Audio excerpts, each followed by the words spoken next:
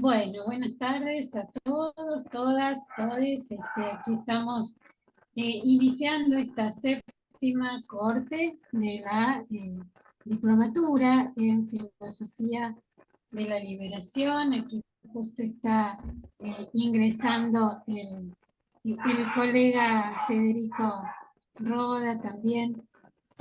Bueno, a ver, simplemente agradecerles acompañarnos en esta séptima corte continua que venimos haciendo en este tema tan necesario como es profundizar abordajes de la filosofía de la liberación, compartirles con alegría que somos hasta el día de hoy, que sabemos que siempre la primera semana se sigue sumando alguna gente, somos 80 inscriptos e inscriptas.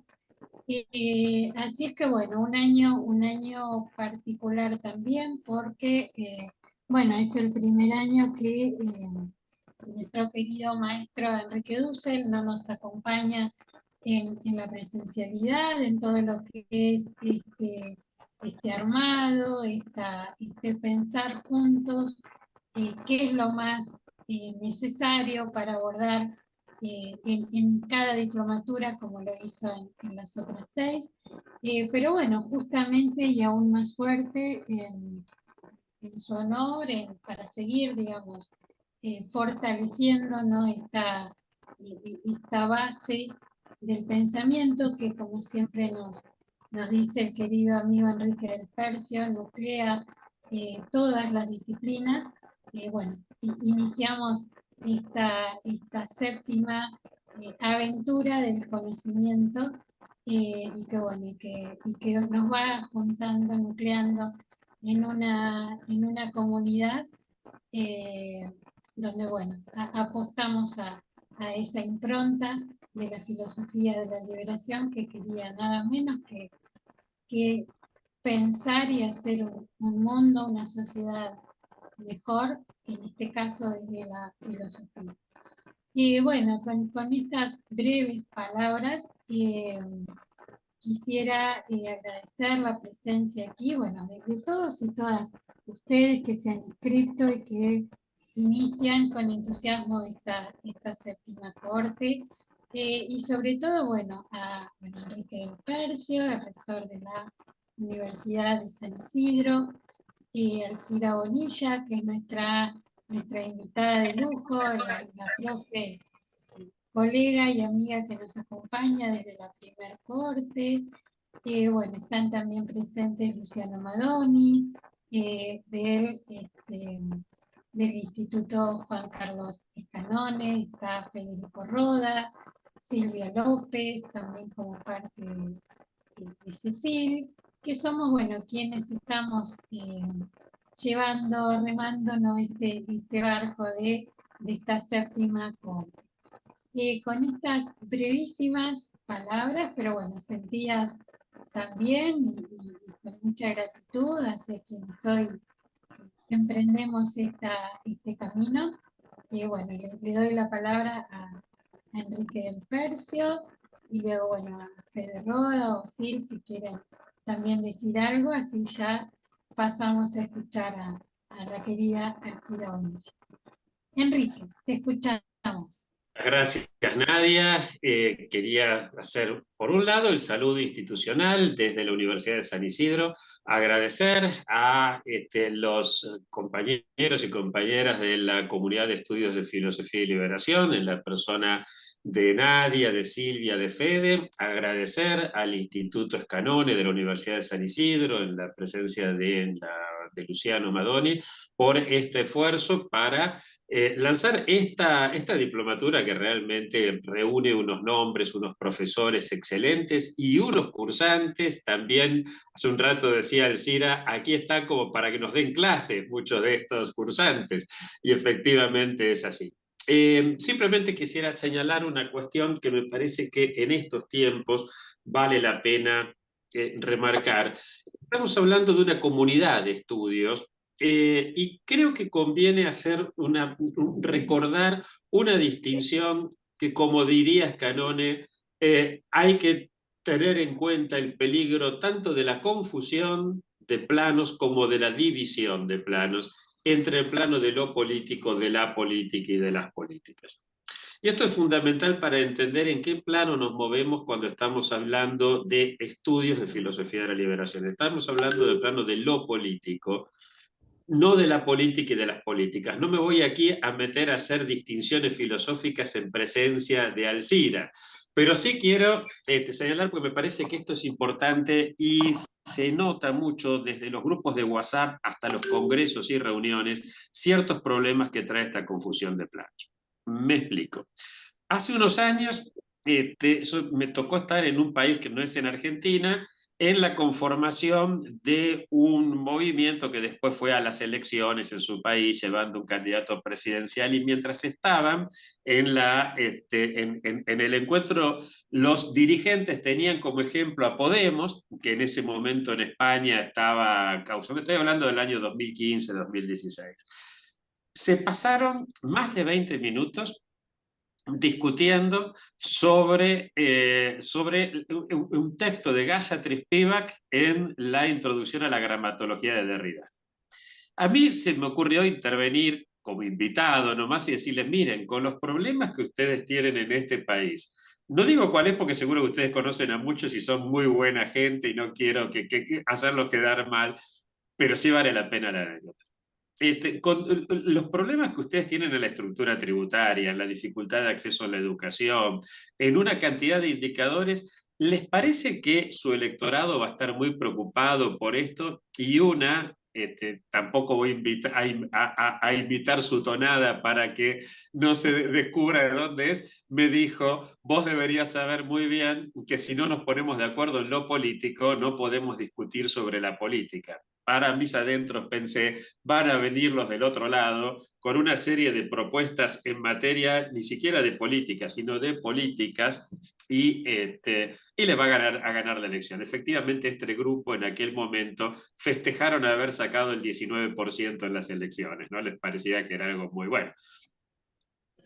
Segundo, en esa misma época me encuentro con un amigo radical que había estado en la convención de Gualeguaychú. Para los amigos que no son argentinos, les cuento que el radicalismo nació en 1890 oponiéndose al régimen conservador, y que en la convención de Gualeguaychú los radicales decidieron apoyar a Macri, es decir, a los conservadores que eran sus adversarios tradicionales. Y este amigo radical me dice, Enrique, esto es política. Último anécdota.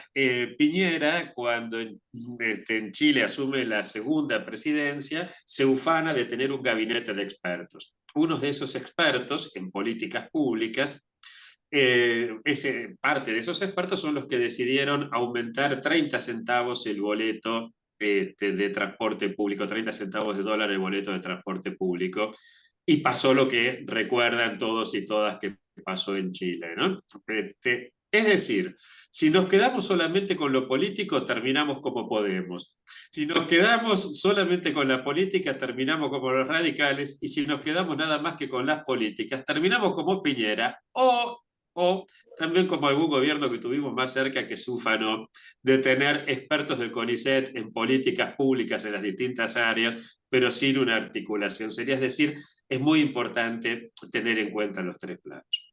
Pero es muy importante entonces no dividir los tres planos, pero también es muy importante no confundir los tres planos. Esto es algo muy propio de Scanone, que solía repetir este apotegma del Concilio de Calcedonia, sin confusión ni división. Y esto es importante porque uno advierte que a veces una causa y una fuente de peleas, de discusiones, de divisiones dentro del espacio de la filosofía de la liberación suele ocurrir por diferencias en la política y por diferencias en la aplicación de las políticas, a pesar de haber una comunión en cuanto a la comprensión de lo político. Cuando digo comunión no significa que todos pensemos lo mismo, ni mucho menos, pero sí que hay ciertos acuerdos básicos, y que esos acuerdos a veces ceden en función justamente de divisiones que pueden tener que ver con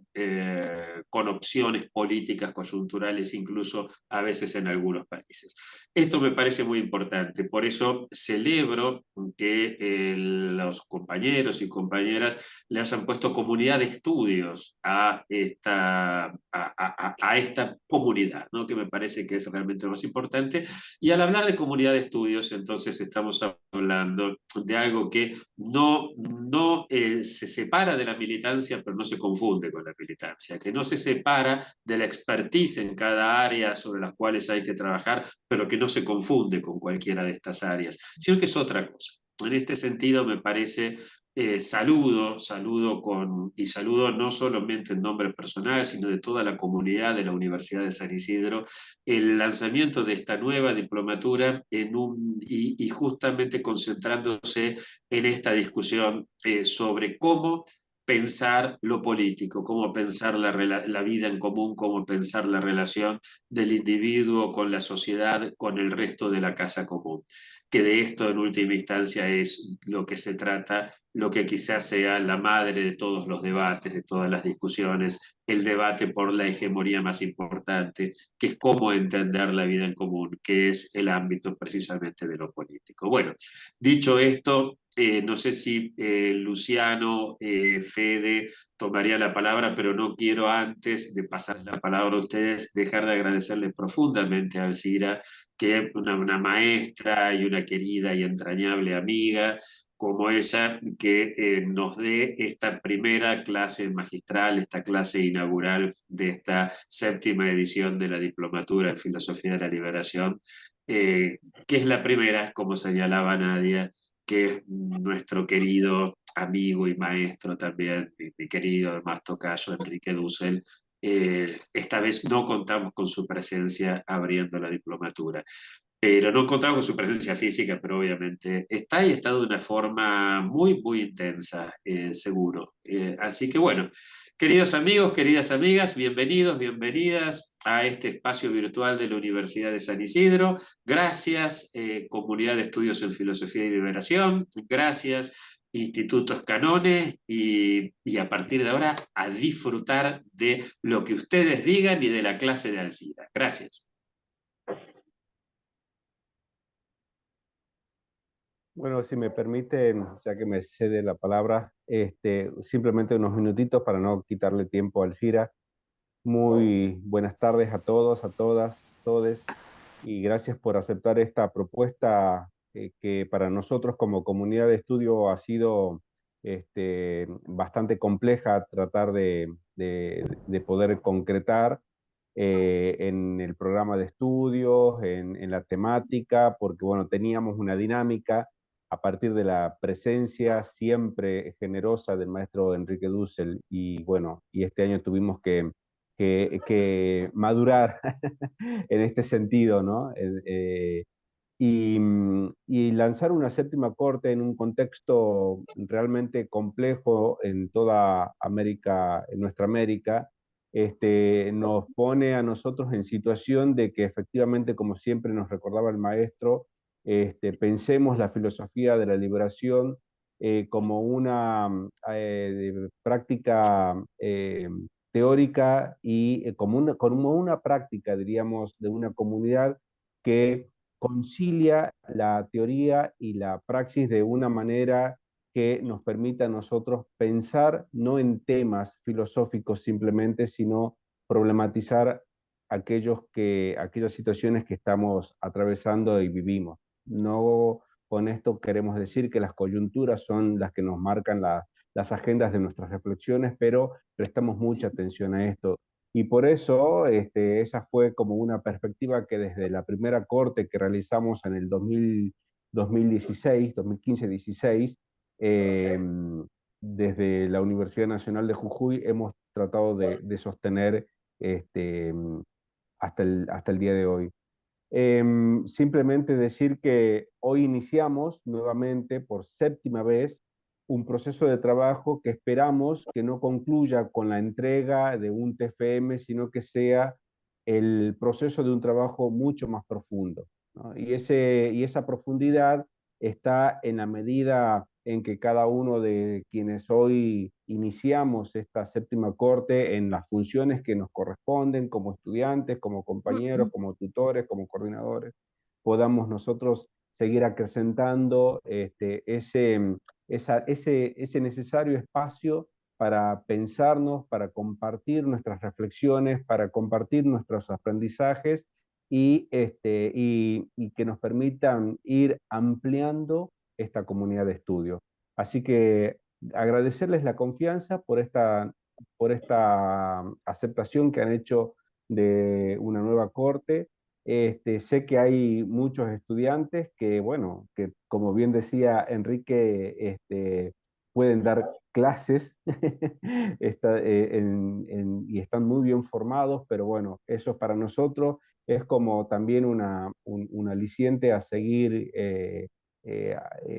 empeñándonos en hacer crecer esta comunidad de estudio y en hacer crecer este modelo filosófico del maestro Enrique Dussel. Muchas gracias y bueno, cedo la palabra, no sé si a Luciano o a Silvia ya empezamos directamente con Alcira. Gracias Alcira nuevamente por estar, siempre al pie de cañón. Bueno, no sé, Luciano, ¿sí? ¿Quieren saludar, decir algo? Solamente. Yo solo saludo, Luciano. Bienvenidas todas, todos y todes, y nos encontraremos diariamente, así que hasta pronto. Silvia es nuestra tutora, para quienes no la conocen el rostro de este año. Silvia es la tutora que les va a acompañar en todo el proceso pedagógico. Gracias.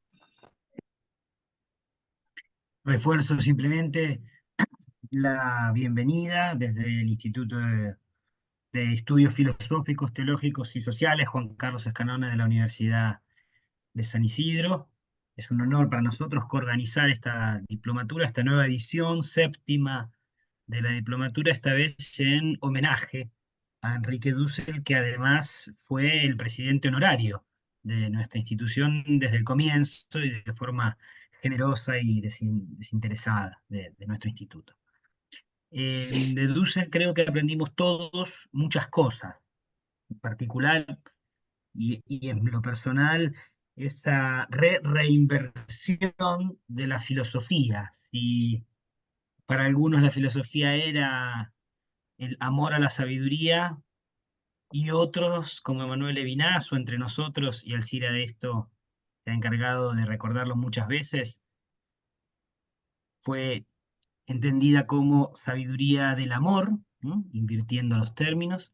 Creo que Dussel, Escanone y este grupo original de la filosofía de la liberación que vamos a empezar a estudiar en el módulo 1, nos enseñan que la filosofía es ciertamente sabiduría del amor, pero sabiduría del amor para la liberación, como incluso en algún caso Dussel lo deja escrito por ahí.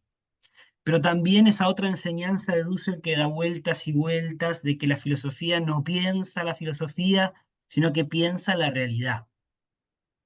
Por eso siempre me llamó poderosamente la atención y me pareció casi como bandera que el propio Dussel exigía a sí mismo, como pauta hermenéutica, de ser leído con el diario en mano, ¿no?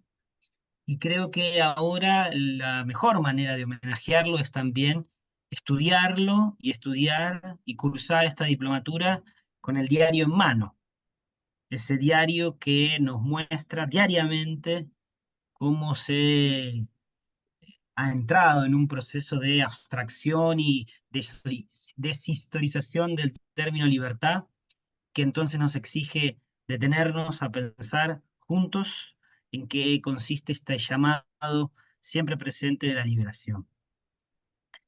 De mi parte, agradecerles de nuevo a todos los compañeros, compañeras que se inscribieron, a todos los profesores y en particular a Alcira que aceptó esta primera clase magistral que estamos todos deseosos de escuchar, así que me callo y le damos la palabra de una vez. Muchas gracias, Luciano, muchas gracias, Nadia, Silvia, Federico, Enrique y seguramente me estoy olvidando de alguien más, es decir, de todas las personas responsables de que yo esté aquí y que esté aquí en una situación muy particular. Primero porque estimo que de todos los inscriptos, inscriptas y las que estoy viendo, creo que soy la única persona que estuvo en el Congreso del 71. De manera que estoy muy emocionada por hablar sobre esto y también con bastante temor, porque sé que no le voy a hacer justicia. Pero bueno, ustedes después van a preguntar, van a intervenir. Yo les voy a mandar también el texto escrito, de modo que tanto con Silvia como con quien sea, puedo dialogar sobre el texto. Tampoco sé si voy a poder decir todo lo que querría decir hoy, porque no es tanto el tiempo. Pero bueno, no sé, Nadia, si vos querés pasarme las diapositivas. Las dos primeras son solamente nada de aviso. A partir de la tercera, la cuarta, vamos a las cosas más temáticas. Pero si ustedes me disculpan, yo quiero empezar con una breve aclaración biográfica, no bibliográfica, sino biográfica. El surgimiento de la filosofía de la liberación y las conmociones políticas, sociales, religiosas y culturales que lo precedieron cercanamente en el tiempo, coinciden con mi propia juventud, puesto que nací a fines de 1944. No fui protagonista de este extraordinario acontecimiento filosófico, pero tampoco estuve ausente de él, ni me fue ajeno. A la distancia, podría afirmar hoy que fui una actriz de reparto, con presencia algo perpleja en varios encuentros, interlocutora tímida de alguna de sus figuras principales y obviamente asistente en el segundo Congreso Nacional de Filosofía, en el que estalla el Polo Argentino de Filosofía de la Liberación, como bien indican Marcelo González y Lucho Madoni. Por eso me atrevo a dar esta primera clase, para tratar de compartir con ustedes ese asombro que me embargaba y me dejaba sin palabras. En ese tiempo intuía de modo poco nítido que se estaba abriendo un horizonte promisorio y revolucionario para la filosofía y para América Latina, que algo después comencé a nombrar como nuestra América. No voy a realizar una exposición erudita. Esto se lo pueden pedir a nuestras expertas y expertos en historia de las ideas recientes, como es el caso de Luciano.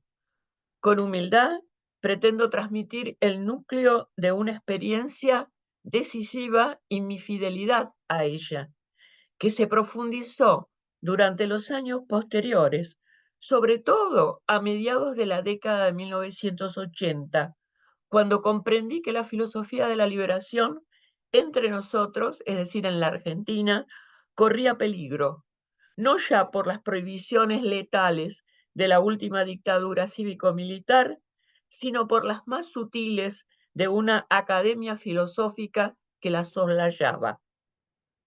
Por eso también he planteado la clase de modo tal que podamos hacer en conjunto, como comunidad de liberación, como decía Dussel, un ejercicio de memoria colectiva.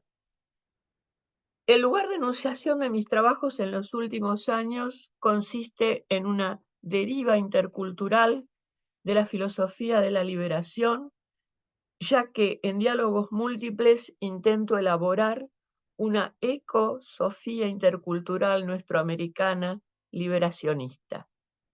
Es decir, no me dedico temáticamente al estudio profundo, erudito, del pensamiento de Dussel, ni de casi ninguno de las y los filósofos que integran, diríamos, la corriente de la filosofía de la liberación, aunque trato de leerlos constantemente porque ellos realmente me hacen pensar en esta cuestión que a mí me interesa profundamente.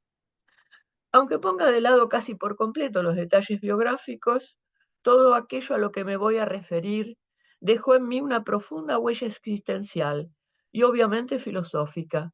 Ustedes comprenderán, por otra parte, que esta historia reciente, que nos involucra existencialmente a algunos de los integrantes del cuerpo docente y quizá también a alguno de los que se ha inscrito a la diplomatura, es resignificada por cada uno de nosotros necesariamente desde las propias vivencias, la formación, las opciones políticas, etcétera, sin excluir la crítica y la autocrítica. Bueno, si quiere Nadia ponerme el epígrafe, si se puede compartir eso, empezamos por allí. Antes aclaro simplemente, no voy a hablar ahora de la bibliografía. He enviado una bibliografía obligatoria, llamémosla así, una bibliografía de consulta. Si no encuentran las cosas, los libros, los textos, me los pueden pedir. Y por otra parte, voy a enviar el texto escrito de la clase. Entonces, bueno, pasamos por esta diplomatura universitaria, etcétera, in memoriam del maestro Dussel, por supuesto, y un ejercicio de memoria, ¿no es cierto?, de nuestra comunidad de liberación. Vamos a la siguiente, Nadia, por favor, a la otra. Pásame aquí, al epígrafe. Bueno, he utilizado como epígrafe de esta clase un texto no ya juvenil, ¿no? Porque el señor Dussel en el 71 ya tenía los 40, pero bueno, diríamos un señor en la plenitud de la edad, en la plenitud casi de su formación, aunque después integró otros elementos fundamentales para su pensamiento. Pero me pareció interesante recuperar este texto, que es del prólogo a Filosofía de la Liberación del año 1976, que él escribe ya exiliado en México, después de haber tenido que huir de la Argentina.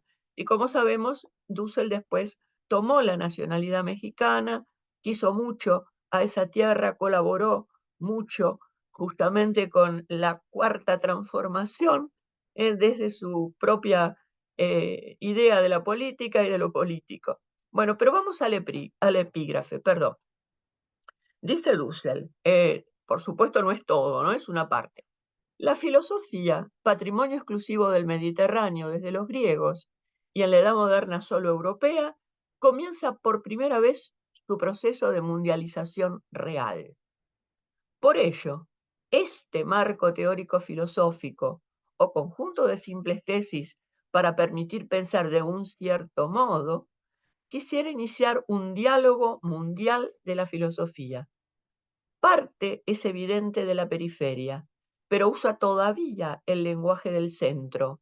No puede ser de otra manera, como el esclavo que habla la lengua del Señor cuando se rebela, o la mujer que se expresa sin saberlo dentro de la ideología machista cuando se libera.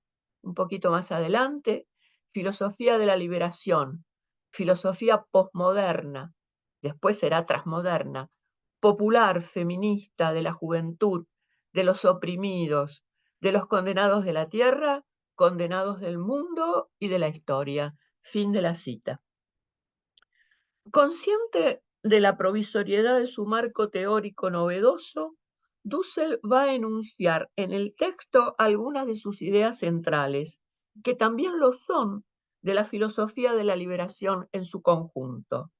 En particular, como aquí lo expresa, la conciencia de que por primera vez la filosofía se hace efectivamente universal y del largo camino a recorrer para ir adquiriendo un lenguaje propio, así como también enuncia la aparición del nuevo sujeto del filosofar. Los oprimidos, el pueblo, las mujeres, la juventud, los condenados de la tierra, del mundo y de la historia. El enunciado de las novedades aportadas, sin embargo, no le hizo olvidar a Dussel que el pensamiento liberacionista en nuestra América no es del siglo XX, sino que encontramos sus raíces ya desde los primeros momentos de la conquista. Por esta razón, provocativamente, voy a enunciar una tesis algo fuerte para inaugurar mi propia exposición. Mi tesis es la siguiente: la filosofía de la liberación no es mera herencia filosófica del 68, es decir, del año del Mayo francés, e igualmente, tristemente más cercano para nosotros, de la matanza de estudiantes en la Plaza de las Tres Banderas de Tlatelolco.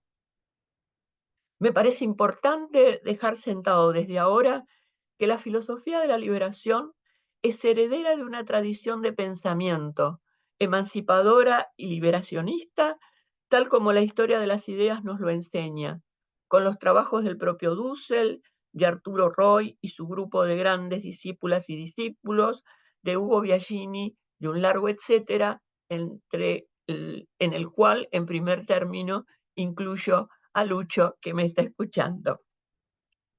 Nunca pude comprender ese estallido del polo argentino de la liberación, ni aclararme la propia experiencia de esos años, sin vincular el acontecimiento con dos grandes hitos del pensamiento filosófico de nuestro país desde el segundo tercio del siglo pasado, y obviamente con la más cercana efervescencia de movimientos políticos y artísticos, ideas y revoluciones que nos conmovieron en la década del 1960. Por esta razón, cuando la doctora Nadia Heredia y el profesor Luciano Madoni se comunicaron conmigo para solicitarme esta clase inaugural, hace pocos días, digo, ¿no? Les aclaré mi intención de referirme al surgimiento de la filosofía de la liberación en la Argentina en sus contextos histórico-académicos más distantes, en la tercera década y mediados del siglo XX, y en el inmediato, entre 1968 y 1971. Como recibí el programa completo de la diplomatura la semana pasada, entre el viernes y hoy, me vi obligada a realizar algunos cambios para no superponer contenidos con clases de mis colegas, pero les pido disculpas si me inmiscuyo en los temarios de otras clases de modo involuntario.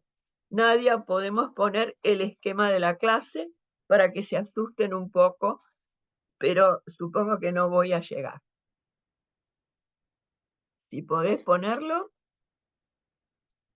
es la otra diapositiva. Después de la bibliografía, salteamos la bibliografía. Acá está, el esquema de la clase. Bueno, breve aclaración biográfica ya está, introducción, tesis, la filosofía de la liberación no es mera herencia filosófica del 68, ya lo dijimos. Ahora, dos acontecimientos filosóficos previos decisivos. El primero, la normalidad filosófica desde 1934. El segundo, el primer Congreso Nacional de Filosofía de 1949. Atención, porque he encontrado textos donde se nombra como primer Congreso Nacional de Filosofía el del 71, olvidándose de este y de su importancia. Bueno, antecedentes inmediatos luego, en particular el pensamiento filosófico y ético-político argentino y la discusión sobre la existencia de una filosofía latinoamericana, luego la aparición pública del polo argentino de la filosofía de la liberación en el segundo Congreso Nacional de Filosofía, etcétera. Conclusión. Vamos a lo que sigue. Por favor, Nadia. La normalidad filosófica desde 1934. Salteamos la tesis, que ya lo dije. Vamos al de la normalidad filosófica. Eso mismo. Bueno, muchas gracias. Mi referencia a la normalidad filosófica en este contexto tiene que ver con una idea de Mario Casalla, que ustedes verán desarrollada en el artículo de su autoría que puse como parte de la bibliografía obligatoria. Según Casalla, la normalidad filosófica es el contraejemplo de la filosofía de la liberación.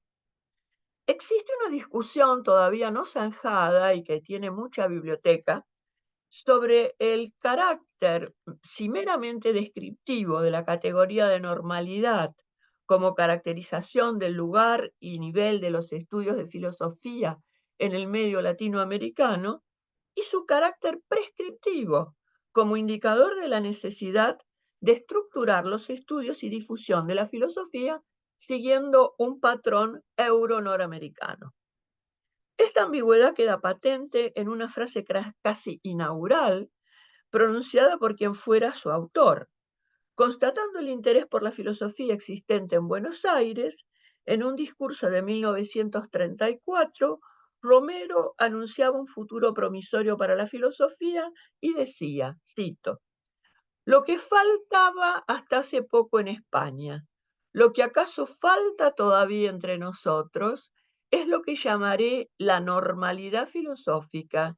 Quiero decir, la filosofía concebida como común función científica, como trabajo y no como lujo o fiesta. Situación que Romero en escritos posteriores extiende también a toda Iberoamérica. De hecho, el programa de Romero fue decisivo para la estructuración de la enseñanza en las facultades de filosofía de toda nuestra América y, diríamos, toda la actividad vinculada con la filosofía. Como dije sobre este programa de Romero y su trascendencia para América Latina, hay centenares de estudios. A los fines de la clase solamente voy a citar dos autores, a Casalla, que ya cité, y ahora cito a Mauro Don Antoni Morato en un artículo de 2016. Según Mauro, la institución de la filosofía normal, como novedad histórica, también inauguró una identidad colectiva, la de los, hoy diríamos las y los filósofos y filósofas, que a partir de ese momento pueden ser reconocidos socialmente como productores cualificados. Estamos hablando en el contexto de una sociedad capitalista, obviamente. Vale decir, la instalación de un grupo profesional específico en la sociedad argentina. Además, Romero trabajó para la reorganización de los estudios universitarios y superiores de filosofía, en la circulación pública de la filosofía, a través de conferencias y publicaciones periodísticas, escribió numerosas obras filosóficas y promovió la publicación de traducciones y de obras filosóficas que fueron utilizadas en toda América. Como rasgo de color, hasta comienzos de los años 90, en Brasil se utilizaban estas traducciones porque había muy pocas traducciones de clásicos de la filosofía al portugués. Como corolarios de esta idea de normalidad, encontramos las de normalización, vale decir, la organización de la enseñanza de la filosofía en las carreras universitarias siguiendo el modelo de filosofía en las universidades europeas, para Romero, las españolas de Madrid y Barcelona, y la otra idea de normatividad, es decir, esa organización concebida como la mejor y la única posible, como también un canon de temas y autores considerados filosóficos por excelencia. Sería ingenuo no darse cuenta que detrás del programa de Romero había una doble intención, académica y política. La vida de Romero muestra efectivamente eso, ¿no? Si bien Casalla señala, cito, contra y a partir de ese paradigma de una supuesta normalidad filosófica, se desarrollará buena parte de la filosofía argentina actual, y más precisamente la que nace lentamente a partir de los 70, la filosofía de la liberación, también indica que le vino bien a la filosofía argentina hasta mediados del siglo XX, puesto que, vuelvo a citar a Casalla, contribuyó a normalizar, a estandarizar y profesionalizar enormemente los estudios filosóficos. En ese esquema se hizo el Congreso del 49, realmente. Actuando como estímulo, pero también como freno o represión, el programa de Romero, según Casalla, casi administrativo y demasiado escolar, se agotó como ideal. Paso entonces a la siguiente diapositiva, que es el segundo acontecimiento filosófico decisivo. Hablaré del primer Congreso Nacional de Filosofía del año 1949. Ustedes me van a disculpar porque en la bibliografía obligatoria puse un texto de mi autoría que va a salir publicado ahora en el mes de septiembre. Una publicación un poco tardía porque esto tuvo que ver con la serie de homenajes que en el año 2019 se hicieron a los 70 años del Congreso Nacional de Filosofía, en este caso un homenaje en la Universidad Nacional de Cuyo, en la Facultad de Filosofía y Letras, se hizo otro homenaje en el que estuvo Enrique, en la Facultad de Ciencias Sociales y Políticas también de la Universidad de Cuyo, y nosotros con Asofil y la Facultad de Filosofía y Letras hicimos otro homenaje que puse el texto en las lecturas complementarias en la Facultad de Filosofía y Letras. Bueno, en este volumen, en el último que acabo de citar, hay un artículo del profesor Alfredo Mason titulado Marco Político e Intelectual previo al primer Congreso Nacional de Filosofía, que ofrece una idea de la situación cultural y educativa de la Argentina en esa época. Les pido por favor que lo lean. Yo voy a pasar por alto lo que tengo escrito en la clase, después se los mando, pero quiero señalar con esto de que se trataba de un momento realmente muy particular y muy rico de la filosofía y de la cultura y de la educación argentina en general. La iniciativa del Congreso partió de la Universidad Nacional de Cuyo, convocando al primer Congreso, fíjense la denominación, al primer Congreso Argentino de Filosofía, a realizarse en Mendoza del 12 al 16 de octubre del 48, para solemnizar, dice así la resolución, entre otras, la primera década de la Universidad de Cuyo, que había sido creada en el 38, y el primer lustro del Instituto de Filosofía de esa misma universidad. Es muy interesante la cocina del cambio, pero acá no la voy a poder referir, salvo que después me lo pregunten. Pero el Congreso se nacionalizó por un decreto del Poder Ejecutivo el 20 de abril del 48, en cambio, con un cambio de denominación por la de Primer Congreso Nacional de Filosofía, aduciéndose la importancia de las deliberaciones que iban a tener lugar en el Congreso, la cooperación de las 6 universidades nacionales que entonces existían, el temario a tratarse y su proyección en el decreto de Iberoamericana, pero después tuvo proyección internacional. También se cambió la fecha de realización y se puso entre el 30 de marzo y el 9 de abril en Mendoza. La organización del Congreso, en principio a cargo del Instituto de Filosofía de la Universidad Nacional de Cuyo y de su director, el doctor Juan Ramón Cepich, que en esa época escribía líneas tradicionalistas del tomismo y a cierto tipo de catolicidad asociada a un hispanismo reaccionario y franquista, fue ampliada con 3 secretarías. La técnica, la de actas y la administrativa. Esto es interesante porque en esas 3 secretarías entran personas que estaban vinculadas a las universidades de Buenos Aires y de La Plata. Y se destaca el protagonismo del profesor Carlos Astrada.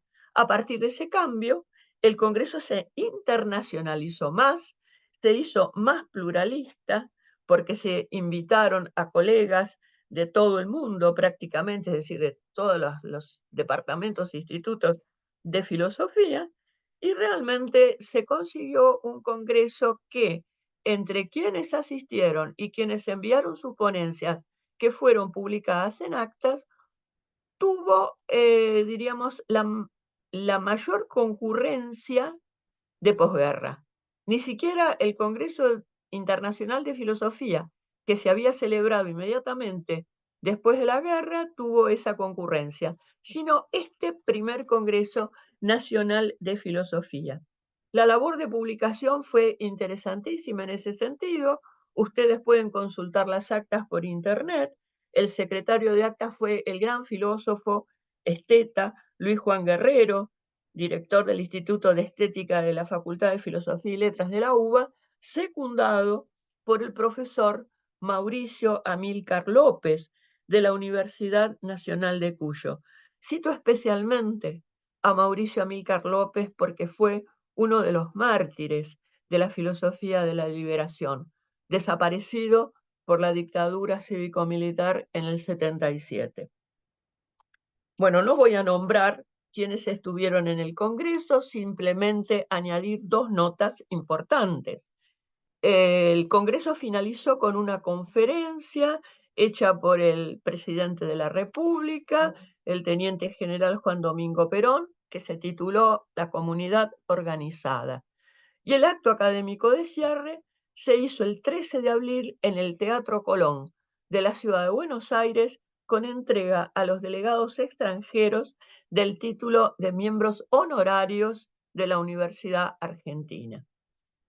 La significatividad filosófica de este Congreso Nacional de Filosofía, a mi juicio, puede sintetizarse en estos tres aspectos que pongo en la diapositiva.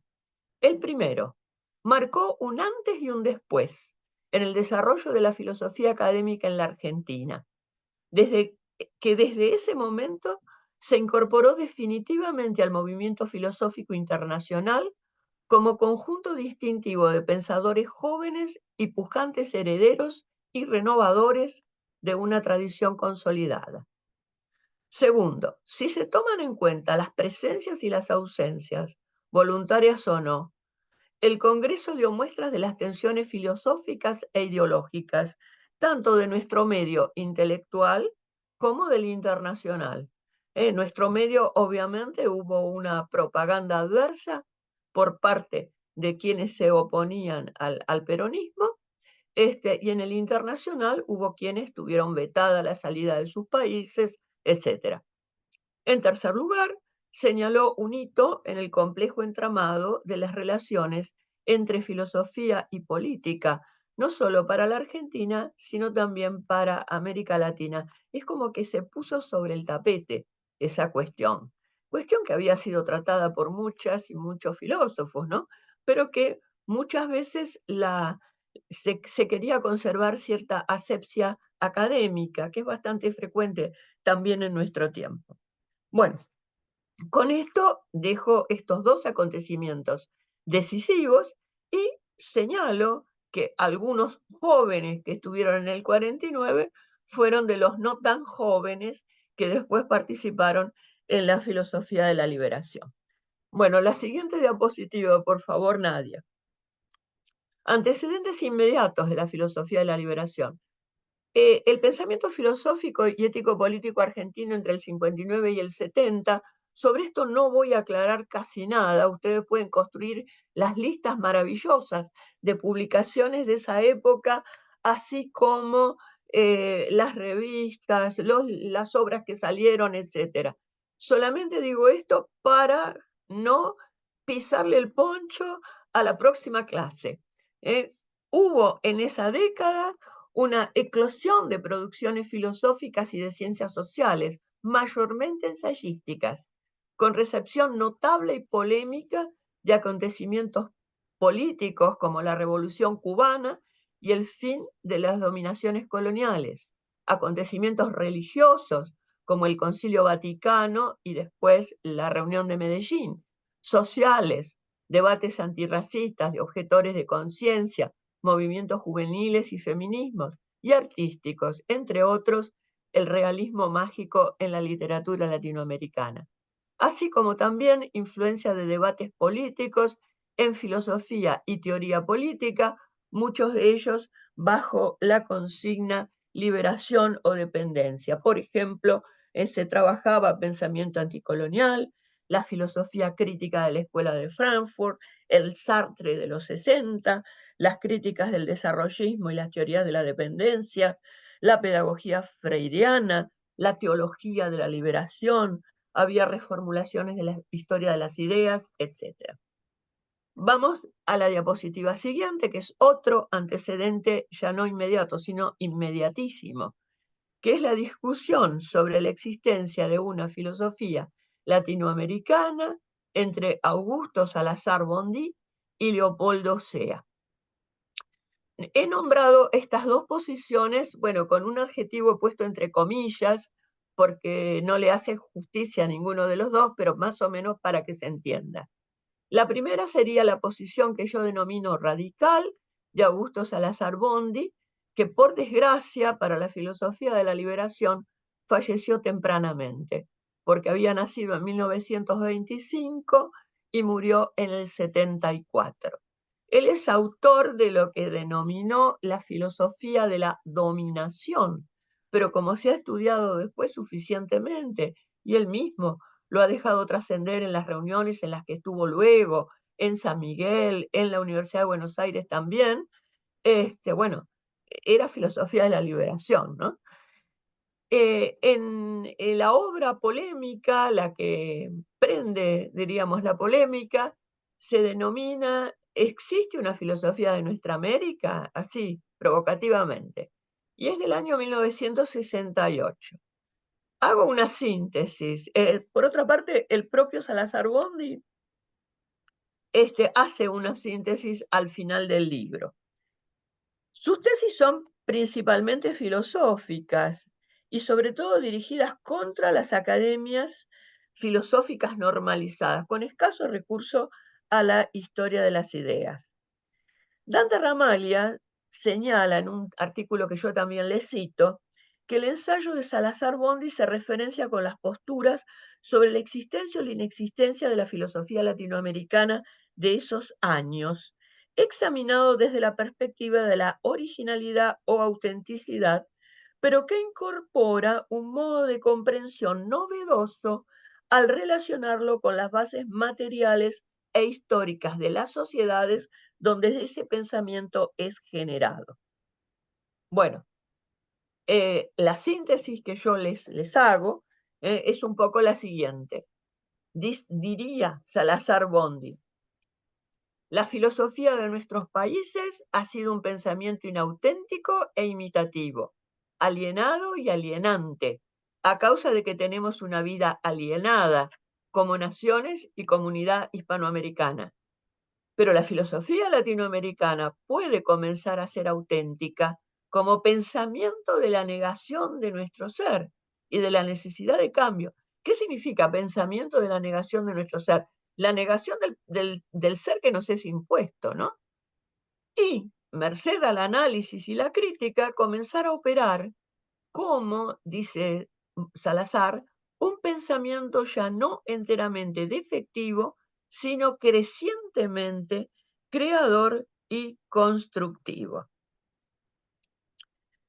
Sea, con su libro, le responde a Salazar Bondy de modo bastante tajante, que después irá matizando. Dice Sea en una cita un poco más larga que la que yo les puse aquí. Cuando nos preguntamos por la existencia de una filosofía americana, lo hacemos partiendo del sentimiento de una diversidad, del hecho de que no sabemos o nos sentimos distintos. Y pregunta Sea, ¿distintos del resto de los hombres? ¿No sería esto una monstruosidad? Un verbo, un logos, una palabra, todo escrito con mayúscula, ¿no? Como pongo acá en la diapositiva. ¿Distintos de lo que hasta ahora han sido? ¿De dónde nos viene esa extraña preocupación? ¿Por qué llevamos a la historia de la filosofía un interrogante que nunca antes se le había planteado? Y de hecho hacemos una extraña filosofía. Fíjense que el tono es bastante subido, ¿no? Es bastante agresivo. ¿Por qué lo titulo de moderado? No por ese tono. Lo titulo de moderado respecto de su vínculo con la filosofía occidental, diríamos, europeo-noramericana, obviamente. Bueno, para Sea, somos continuidad de una historia universal que en ese momento, de ese momento, de modo tal que no tenemos más que sumarnos a la corriente filosófica que la normalización nos muestre como valiosa en nuestro tiempo. Y dice Sea, así pues, no se trata de eludir, como tampoco de imitar y copiar a la filosofía occidental para dar origen a una filosofía que sea propia de esta América. Se trata, es la expresión que pongo acá, pura y simplemente, de hacer lo que ya aconsejaba Alberdi, esto es, seleccionar, adaptar la expresión de la filosofía occidental que mejor convenga a nuestras necesidades, a nuestra realidad. Creo que Alberdi, indudablemente la referencia es al fragmento preliminar del estudio del derecho, que Alberdi está un poco usado para su propia, llevando agua para su propio molino, ¿no? Que no era la idea de ese Alberdi inicial previo al positivista de las bases. Pero bueno, dejémoslo ahí, eso es lo que dice Sea.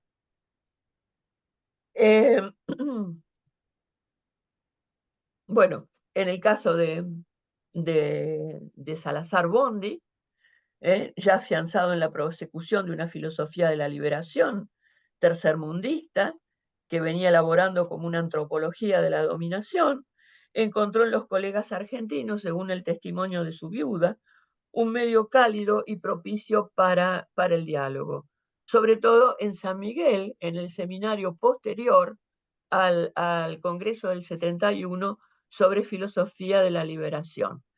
Hay la publicación que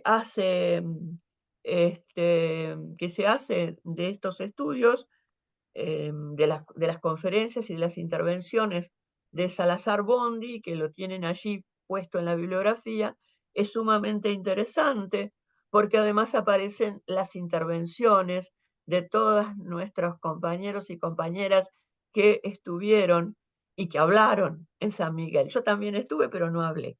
Bueno, era demasiado tímida en ese momento. Con esto dejamos, para que ustedes vean, por ejemplo, yo les traje acá, no sé si se ve, un número de Strómata, que es de los años 70, es de julio-diciembre del 70, el número 3-4, donde no aparece todavía de manera explícita la preocupación por la filosofía de la liberación, pero sí el volumen se titula El pensamiento argentino, su génesis y prospectiva, y tiene 4 estudios fundamentales. El de Enrique Dussel, de teología, curiosamente, crisis de la Iglesia latinoamericana y situación del pensador cristiano en Argentina, uno de Caturelli, por supuesto con su visión compleja del tema, el desarrollo del pensamiento filosófico argentino desde el punto de vista del ser nacional, y otro de Alberto Fernández, ensayo de interpretación sociológica de las ideologías argentinas, y por último uno de Rafael Capurro, filosofía existenciaria y dialógica cristiana. Como ustedes ven, es sumamente interesante porque la preocupación de la época aparece reflejada en este volumen. Yo tengo también otro volumen de cuadernos de la Facultad de Filosofía y Letras, donde aparecen más o menos los mismos temas, no los de teología, y tiene más autores, pero no lo encontré. Sinceramente, esta tarde lo estuve buscando, debe estar por algún lugar medio oculto de mi biblioteca. Cuando pueda les mando la fotografía, entonces. Bueno, vamos. A la siguiente diapositiva, así podemos ir dándole un cierto término a la clase. Bueno, el Polo Argentino de la Filosofía de la Liberación en el Segundo Congreso Nacional de Filosofía de 1971. El colectivo denominado Polo Argentino de la Filosofía de la Liberación apareció públicamente en el simposio América como Problema, que intentó realizarse al cierre del Segundo Congreso Nacional de Filosofía, con ponencias que también se habían presentado en otras sesiones del Congreso, y después vamos a hablar un poco, gracias a las profundas investigaciones de Marcelo González y de Luciano Madoni, sobre este intrincado congreso y diríamos la deriva de este simposio. Bueno, muchos dicen que el simposio se realizó, otros dicen que el simposio no se realizó. Mi memoria de 50 años atrás es obviamente un poco flaca en ese sentido, pero yo sí sé que estuve con esta gente y que se habló de estas cosas. Entonces, ¿en qué modo se realizó? Francamente no lo recuerdo. Recuerdo que hubo bastante desorden, que es un poco lo que cuenta Casalla, y que estuvimos hablando y que estuvimos reflexionando sobre estos temas. Quienes fueron sus protagonistas reales, y todavía viven varios de ellos, podrán aclarar un poquito más. Le queda a Luciano y a Marcelo seguir investigando sobre esto, y si después Luciano nos quiere aclarar algo, bienvenido. El segundo Congreso Nacional de Filosofía se celebró finalmente entre el 6 y el 11 de junio de 1971, y digo 6 y 11, pero también puse un 12, porque el 12 era el día de terminación del Congreso en el que se iba a realizar este simposio. Y no se quería que se realizara este simposio. ¿Por qué? Porque iban a participar en él estudiantes a los que no habían dejado estar en el Congreso. Hoy esto nos asusta porque estamos acostumbrados a escuchar ponencias de estudiantes en los congresos, pero en ese momento los congresos eran sumamente elitistas, y de a poco, en algunos lugares de Europa, se fue dando lugar a misas de estudiantes. Pero, digamos, la democratización que se ha logrado en nuestro país al respecto es notable. Bueno, el Congreso se celebró en un hotel, el Hotel Sierras de la ciudad de Altagracia, cosa que tampoco nos gustaba demasiado, porque tendría que haberse realizado en la universidad, con presencia de filósofos y filósofas del país, pero también de países latinoamericanos y de Europa. Era un momento muy especial en 1971. Estábamos bajo dictadura, la dictadura impuesta por la Revolución Argentina, que estuvo desde 1966 con Onganía hasta 1973. Pero esta dictadura había quedado debilitada por el Cordobazo, la gran movilización obrero-estudiantil de 1969, y si bien las universidades nacionales seguían intervenidas, en ellas se iba consolidando una organización estudiantil y también de profesores y docentes, sobre todo los más jóvenes, contra el régimen. Por eso que también quiero comentar que en el año 1967 se empezaron a organizar en nuestra facultad, en la Facultad de Filosofía y Letras, pero sobre todo del lado de quienes venían de la carrera de Sociología, las llamadas cátedras nacionales, con docentes, en algunos casos, de importante trayectoria filosófica y ensayística posterior, como fue el caso de la querida Amelia Podetti, del también querido Horacio González, de mi tocaya Alcira Argumedo, de Justino Farrell, que fue decano en 1973, de Juan Carlos Portantiero y varias personas más.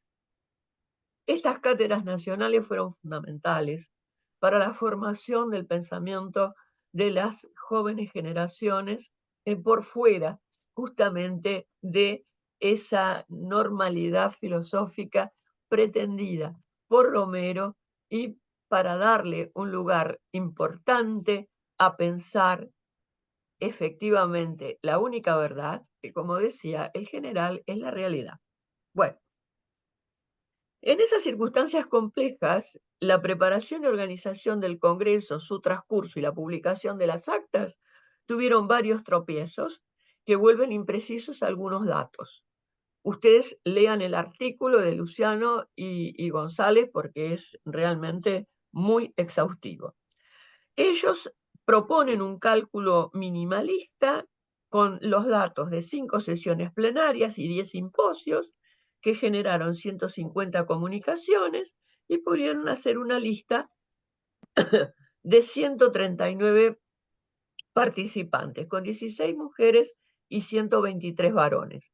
En la clase que dio Adriana Arpini, ella les hablará de la presencia de las mujeres, por cierto escasa, en la filosofía de la liberación.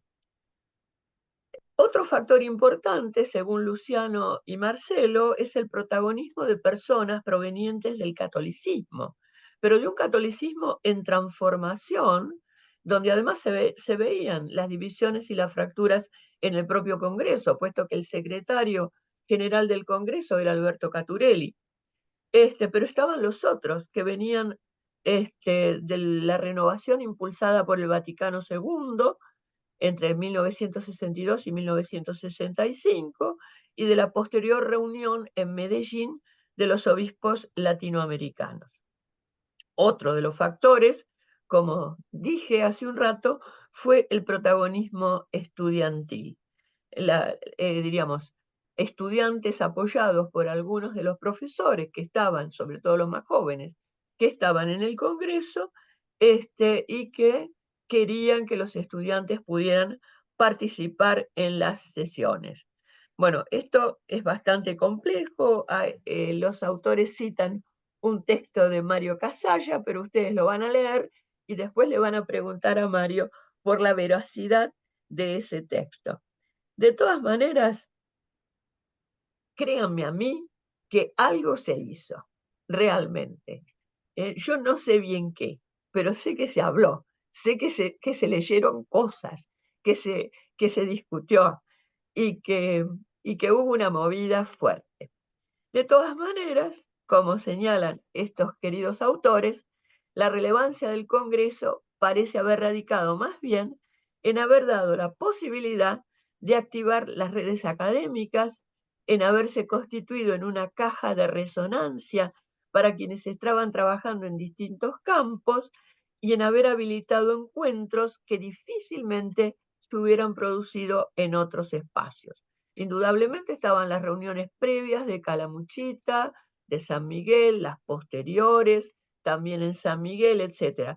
Pero, diríamos, la cantidad de personas provenientes de distintos ámbitos que se habían encontrado en el Congreso, después sí se juntó en San Miguel, pero antes no había sido posible.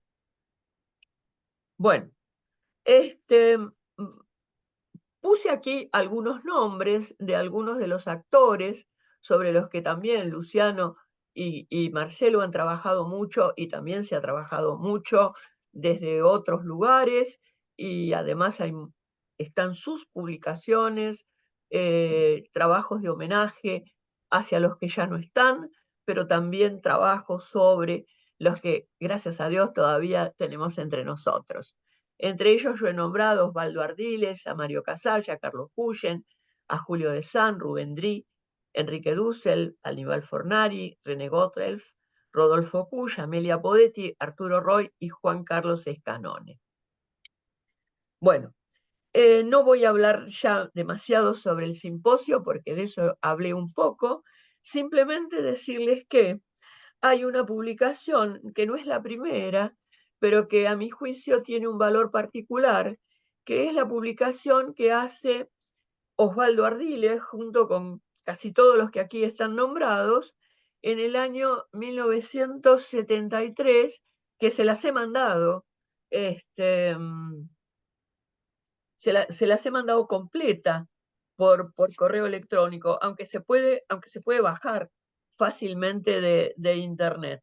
Es una publicación sacada por la editorial Bonum, en donde aparecen varios de estos trabajos. Se llama Hacia una filosofía de la liberación latinoamericana. Vale la pena realmente trabajar con esta publicación.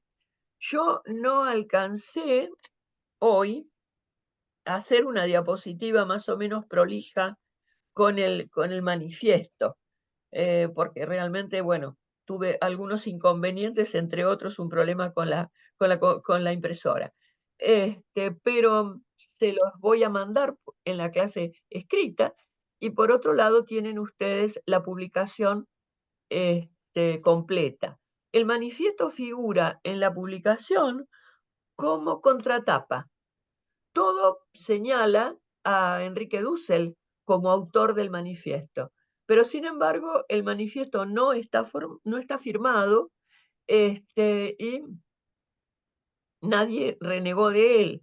De modo que eso quiere decir que todos adhieren a ese manifiesto. Las ideas matriciales del manifiesto, ahora no se los voy a leer, indudablemente, pueden sintetizarse del modo siguiente. Después ustedes me lo pueden discutir. Esto es lo que yo veo en el manifiesto. La primera, la conciencia de situacionalidad, puesto que están representando un nuevo estilo de pensamiento surgido en América Latina. La segunda, la opción por un nuevo sujeto o agente histórico. El oprimido, el marginado, el pobre, el pueblo. Todavía no aparece la víctima. No solo latinoamericanos, sino habitantes de todas aquellas latitudes en las que fueron convertidos en objeto por los procesos de conquista y colonización. Esta opción, a mi entender, constituye la novedad más radical del movimiento. Y además nos está diciendo lo que decía Dussel en su prefacio del año 1976, que es la universalidad pretendida por esta filosofía. No una universalidad entendida en un sentido a priorístico, sino una universalidad de hecho, la universalidad que se corresponde con agentes posibles, con sujetos posibles de todo el mundo, pero sobre todo y principalmente aquellos que son los oprimidos. Tercer aspecto importante, la idea justamente de un nuevo tipo de universalidad del que les va a hablar Mario Casalla, porque la expresión y el concepto es de su autoría, y así lo reconocen todas y todos los filósofos de la liberación, que es el universal situado. Porque esta exterioridad del otro, aquí aparece clarita la pluma de Dussel, retomando a Emmanuel Levinas, Emmanuel el Dussel, como ustedes saben, y si no lo saben se los digo ahora, Dussel había leído a Emmanuel Levinas y los demás que pertenecían al grupo de la liberación también por influencia del padre Scannone. Dussel y Scannone volvían recientemente de Europa de haber defendido sus tesis de doctorado, ¿no? Bueno. Cuarta, la necesidad de tomar en cuenta los condicionamientos epistemológicos políticos del pensar en América Latina. En esto una coincidencia con Salazar Bondy impresionante realmente. La quinta, la conciencia de ser una filosofía de y para la praxis y por consiguiente el establecimiento de la política como filosofía prima. La proyección internacional de las figuras de Juan Carlos Scannone y de Enrique Dussel, que ya la tenían, fue quizá el paso inicial de esta revuelta a nivel realmente mundial, con ideas de pretensión de proyecciones académicas y sociales. Por supuesto que las figuras de ellos opacan mucho las contribuciones relevantes de otras y otros integrantes, de los que leí y quizá de algunos más. Los ecos de Salazar Bondy resuenan con cierta firmeza en las dos palabras del inicio de la obra. Esto lo quiero remarcar porque me parece importante hacer un reconocimiento a la, diríamos, a la labor pionera de Salazar Bondy en este sentido. Justamente, los autores se autoperciben como un momento nuevo con una filosofía que de ser entendida tradicionalmente como una teoría de la libertad, quiere ser ahora saber de liberación y ha de tratar de rescatar al hombre concreto en su inalienable diferenciación, en lo que lo hace radicalmente otro. Bueno, no voy a seguir con estos temas porque realmente ya tenemos un buen rato de clase y me gustaría que ustedes intervinieran porque sé que tienen cosas muy interesantes para decir y para decirme y que podemos hablar mucho sobre todo esto.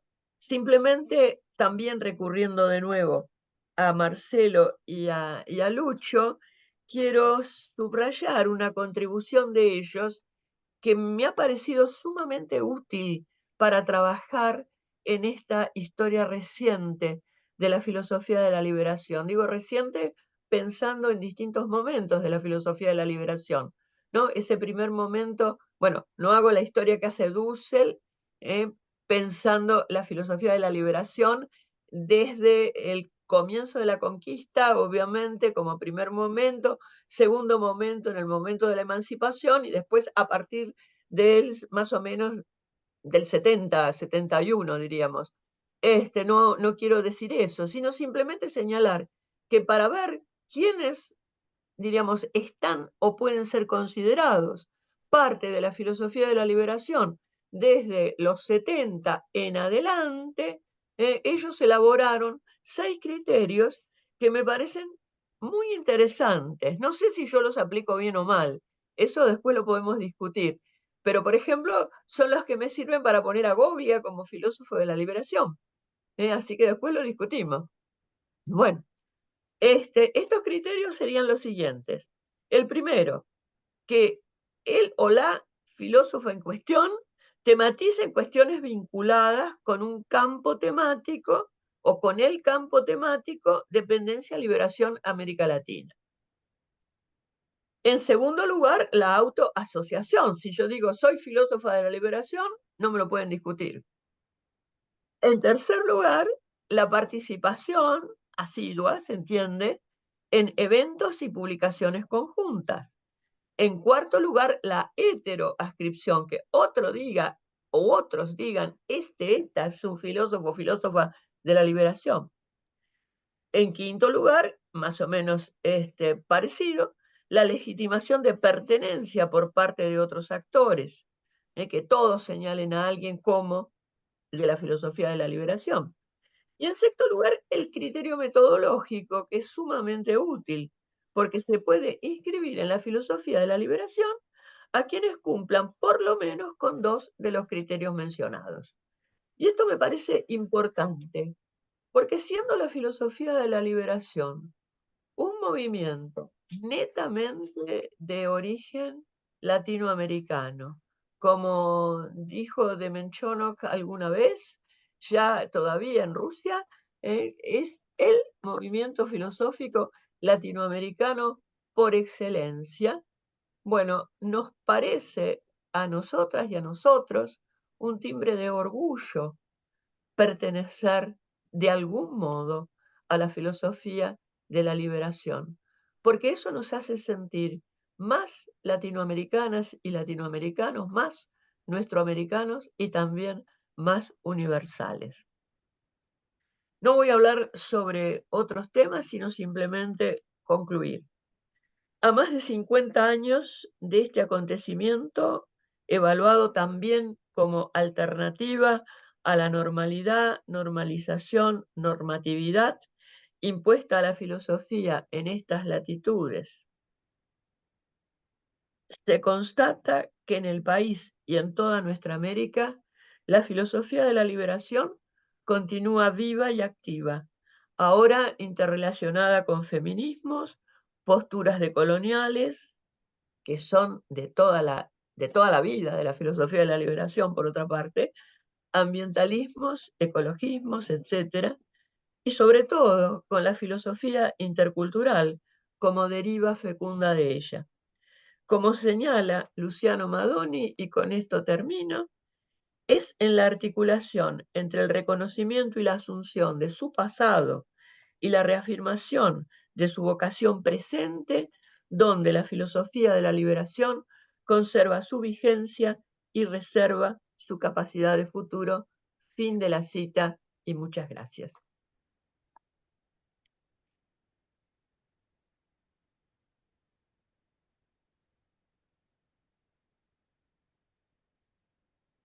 Bueno, ahora la palabra es de ustedes, por favor. Cira, muchísimas gracias. Hermosa la clase, un lujo.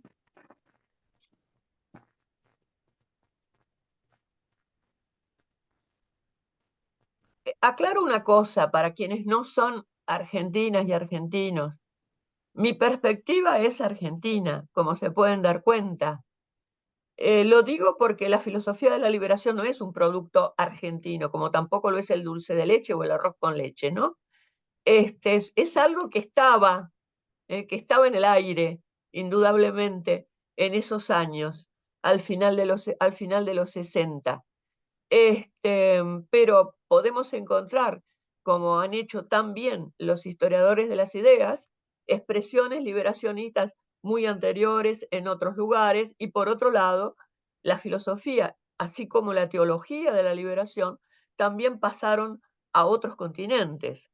Entonces, pero mi perspectiva argentina tiene que ver con una forma de pensar la filosofía y una forma de pensar la liberación que está unida a una historia sobre todo reciente. No me quise meter con los años anteriores, con el siglo XIX, ni con los anteriores, pero que está unida a eso. Y quise rescatar por eso tanto lo que fue el gesto normalizador de Francisco Romero, que trascendió realmente a toda América Latina, como ese ímpetu que recibimos del Congreso de Filosofía del 49, a veces opacado por rencillas políticas, donde nadie se toma el trabajo de estudiar a fondo cuáles son los contenidos de esas actas, quién dijo qué, quién escribió sobre quién, etc. Yo invito a que hagamos ese trabajo porque nos vamos a encontrar con conexiones muy interesantes, con genealogías a redescubrir. Y vuelvo a decir, no soy historiadora de las ideas, pero la historia, la memoria de lo que fuimos nos ayuda a hacer un poco el espíritu de la cita de Luciano del fin de mi trabajo, ¿no?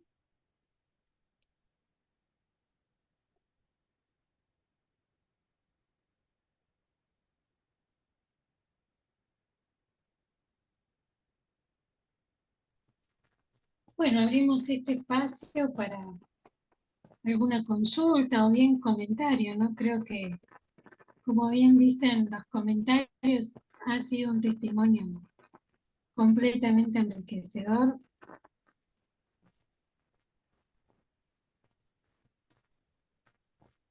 Yo tengo una duda bien tonta, pero la voy a decir igual como para romper el hielo, y bueno, todos sabemos que en el camino del aprendizaje ninguna pregunta es tonta, pero ¿cuál es? ¿Por qué se dice que no existió el simposio, Cira? Me quedé con eso. Nunca había escuchado esa Bueno, pregunta. porque las autoridades del Congreso lo prohibieron. Las autoridades del Congreso dieron por terminado, esto te lo puede aclarar mucho mejor Lucho, pero las autoridades del Congreso dieron por terminado el Congreso el día anterior, porque justamente, bueno, no se olviden que estábamos en una dictadura, que la policía hacía lo que quería, y entonces esa idea de Ardiles, de Eggers, de Cuyen, de Casalla, etcétera, de abrir el simposio para los estudiantes. También se repartieron algunos programas del simposio con la comunidad organizada en la carpeta. En fin, fue como una cosa un poquito extraña, para decirlo de alguna manera, que a los milicos les sonaba comunista y subversiva Claro, inmediatamente, ¿no? Entonces, ese fue el problema. Y por eso claro, que está en discusión hasta dónde esa reunión, que efectivamente sucedió, se puede llamar simposio o no se puede llamar simposio. Por otra parte, a ver, la filosofía de la liberación no es un movimiento juvenil netamente. Atención con esto. Varios de estos personajes que están desde la primera hora ya habían cumplido los 40 años. Ese es el caso de Dussel, de Scanone, de Ardiles, de Amelia Podetti, bueno, varios de ellos. Sí, hay un grupo más joven, como es el caso de Casalla, que en ese momento y ahora es menor que yo, o el caso de Cuyen, pero el grupo de jóvenes es en realidad minoritario. La filosofía de la liberación viene inspirada por un grupo de personas que tenían una enorme formación filosófica, que ya habían defendido sus doctorados, que habían pasado por todas las pruebas habidas y por haber en universidades europeas. Es decir, es muy interesante el movimiento, porque ellos se dan cuenta de la necesidad de esta revolución filosófica para poder seguir pensando, para pensar un poco al modo como lo estaba reclamando, todavía de manera balbuceante, yo diría, como lo estaba reclamando Salazar Bondí.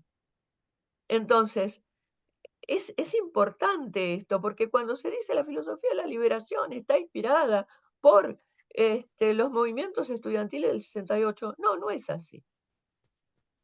Todos conocíamos los movimientos estudiantiles del 68, quizá alguno de ellos había participado, eso no lo sé realmente, pero no es esa la fuente de inspiración.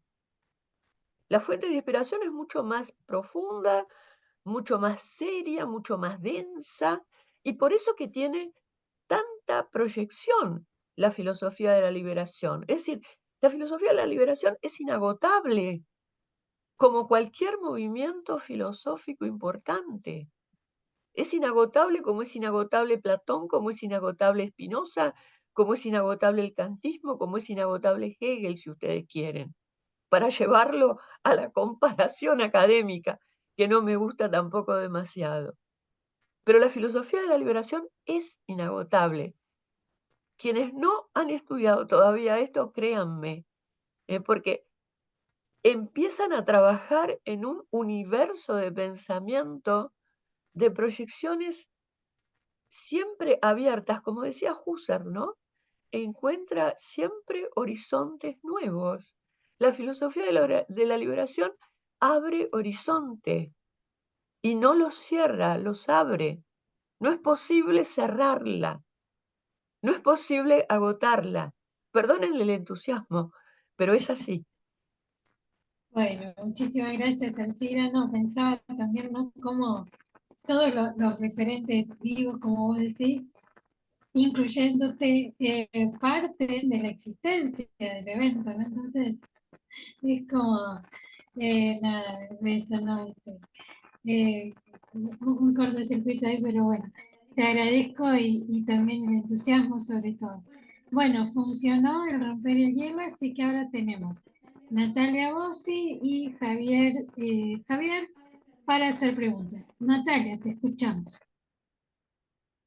Hola, buenas noches. Bueno, aparte de agradecer la clase, que siempre son maravillosas, quería pedirle a Alcira si se podía darnos un poco su lectura sobre el panorama actual en esta disputa que sigue vigente entre normalidad filosófica en términos académicos y el espacio que va ganando o no, según su criterio, la filosofía de la liberación como filosofía y no solo como pensamiento latinoamericano, como sigue figurando en algunos planes de estudio. A ver cómo puede decirnos algo ella sobre cómo ve esto.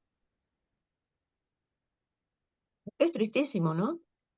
Lo que está pasando, porque parece que no se han dado cuenta de lo que es la filosofía de la liberación. La filosofía de la liberación en la mayor parte de los planes de estudio no aparece o aparece como un capítulo, como una bolilla, una unidad, en los programas de pensamiento argentino y latinoamericano. Yo no hago la discusión de pensamiento o filosofía, simplemente que en los programas, cuando se usa la palabra pensamiento y no se usa filosofía, se usa pensamiento porque se cree que eso es menos que filosofía. Entonces, que filosofía son todas las otras. A ver, en la Argentina, eso yo lo he escrito varias veces y ahora acabo de mandar un texto bastante complejo. En la Argentina, lo que nos pasó fue tremendo, porque lo que nos pasó es el silenciamiento, incluida la muerte y la desaparición, ¿no? Como es el caso de López. Bueno, el silenciamiento de la filosofía de la liberación con la dictadura cívico-militar, y después, lo digo con todas las letras, al retorno de la democracia, para ser más democráticos y más modernos, ¿eh? Se trabajó mucho sobre ciudadanía, sobre derechos humanos, etc. Pero casi todo lo que se trabajó al modo, como decía Sea en el texto de la disputa, se trabajó a partir de textos que nos venían, ya sea de Europa o de los Estados Unidos. Quienes estudiaron en la Facultad de Filosofía y Letras y en otras universidades argentinas, a mediados de la década del 80, es decir, finales de la década del 80 y del 90, se habrán dado cuenta que las disputas fuertes en filosofía práctica, es decir, en ética, en filosofía política y en filosofía del derecho, eran las disputas o bien con los analíticos o bien con la ética discursiva o comunicativa. Entonces, yo no, es decir, Dussel fue realmente, y la filosofía intercultural también, Dussel, Forney-Betancourt, Hans Schellhorn, es decir, fueron muy interesantes en tratar de dialogar con los representantes del discursivismo filosófico. Diálogos que muchas veces fueron diálogos de sordos. Es decir, Dussel y varios de nuestros compañeros, por ejemplo, Ricardo Salas, que va a estar en la última de estas clases, trabajaron a fondo la ética discursiva y en cierto modo también la incorporaron a su propio sistema o a su propio pensamiento. Pero los otros no hicieron eso. Entonces, realmente la situación, querida Nati, es pavorosa. Todavía ahora. Que me digan si hay alguna universidad en el mundo totalmente, una facultad de filosofía en el mundo totalmente organizada sobre el plan que podríamos inventar a partir de alguna forma de la ética, perdón, de la filosofía de la liberación. Estimo que no, y en nuestro país no, redondamente no. Bueno, ¿Javier? muchas gracias, Yachira. Como hay dos preguntas y hay un tercer pedido, por ahí les pedimos a los compañeros que primero Javier y luego Hernán digan sus preguntas ambos, así podés quizás responderle a ambos en una segunda ronda. Javier, te escuchamos. Sí, lo mío eran más bien comentarios que preguntas. Como ahora o en segunda Sí, ronda. está bien, igual decirlo ahora. Bueno, en primer lugar, pensando en clave de Kush, qué simbólico esto que pasa, ¿no? Con el Congreso, con el simposio, digo, ¿no? Esto de que, no se sabe si pasó, si no pasó, si fue acá, las imprecisiones de las actas, esto que mencionabas del desorden. Me resuena mucho en clave de Kush como para hacer una lectura ahí de revalorizarlo, no ponerlo como, como una falencia, sino justamente decir, epa, hay algo acá muy nuestro, muy del modo propio de filosofar, de que se vincula con esto. Pensando también en que mencionabas esto de no tomar el 68 solamente como una influencia, es decir, Kush ya en el 53 escribe La seducción de la barbarie y dice esto, ¿no? De buscar el caos, de romper los moldes, esta cosa más estructurada, más tradicional, y bueno, podemos rastrear después hasta José Martí, etcétera. O sea, como toda esta tradición, como esto se viene gestando, que se va gestando en el espíritu de nuestro pueblo y que aflora acá con el movimiento de la liberación, pero que ya tiene esos antecedentes.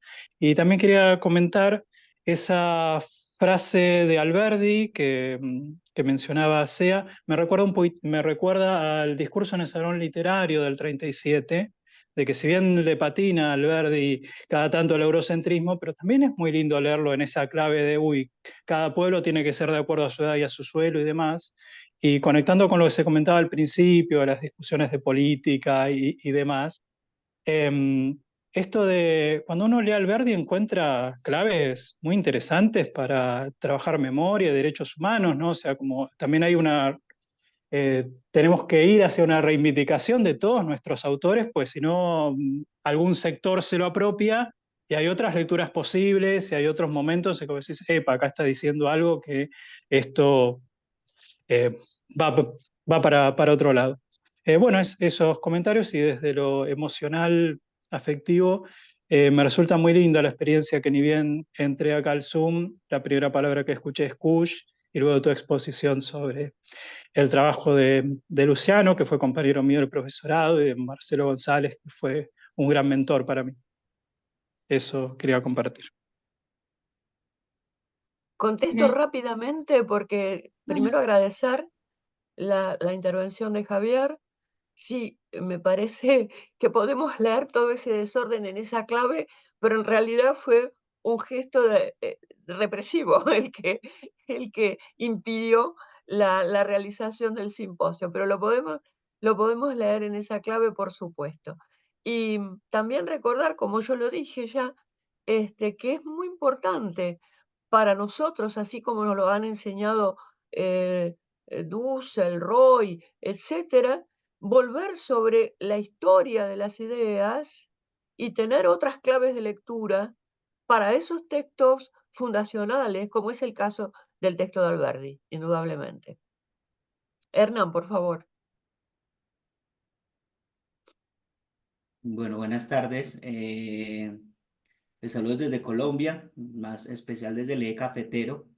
Soy un estudiante de primer año de doctorado y vengo desde mi especialización trabajando a Dussel y me ha sido pues un poco complejo eh, encontrar esos temas de filosofía de la religión en Colombia o en este sector más que todo el eje cafetero.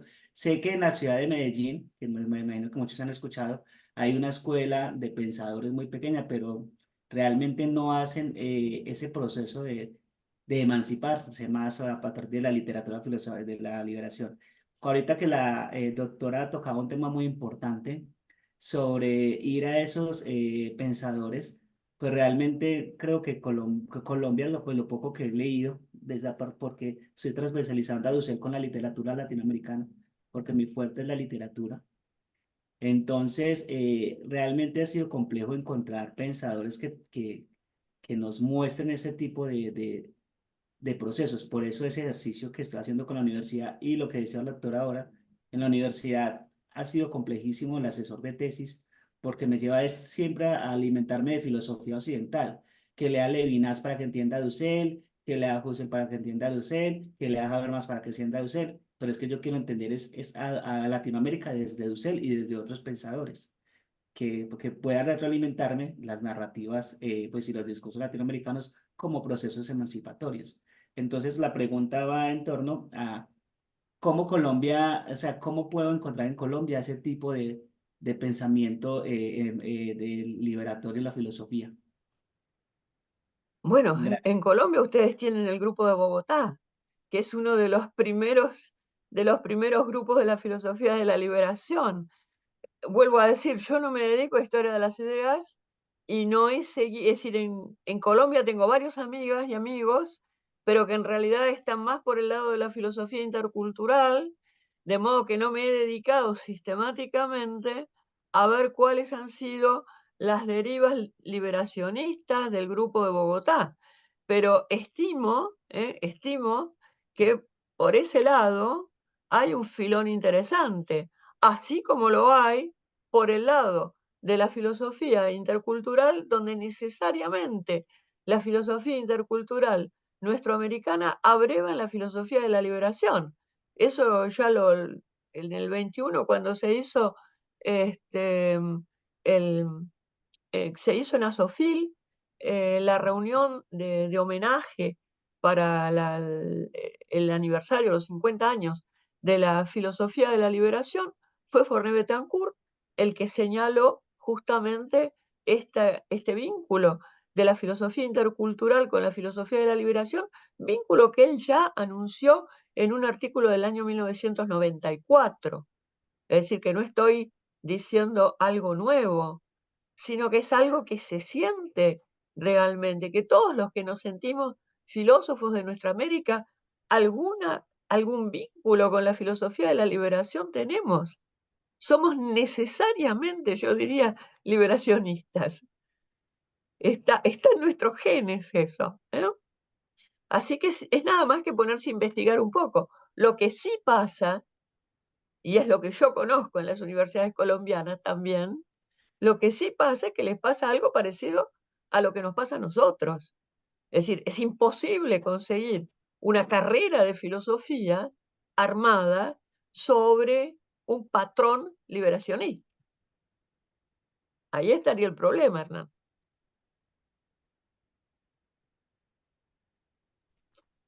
Bueno, gracias. Hay otro pedido de la palabra que lo hicieron por chat. Angelillo, ¿puede ser? Sí, buenas noches, muchas gracias al CIR, a las compañeras, compañeros que activaron la diplomatura.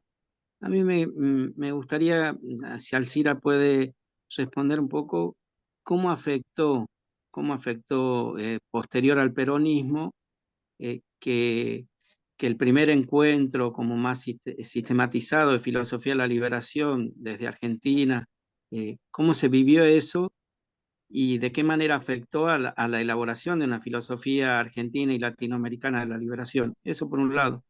Y después, por otro lado, es como desde mi formación, que ha sido más europea, digamos, en lo filosófico, lo latinoamericano ha sido más desde un espacio, desde buscarlo, junto con compañeros, compañeras de estudio, porque, por lo menos es mi percepción en cuanto a estudiante, ¿por qué cuesta tanto que se citen autores latinoamericanos de filosofía y que citen a otros autores y autoras latinoamericanas de filosofía, ¿no? Como que eso es un vacío, no sé, metodológico, epistemológico, que he visto en mi formación, que incluso al leer se cita muy poco, digo, como una ausencia de solidaridad, o capaz que estoy equivocado y capaz que responde más bien al tiempo de mi formación y eso ya ha sido superado.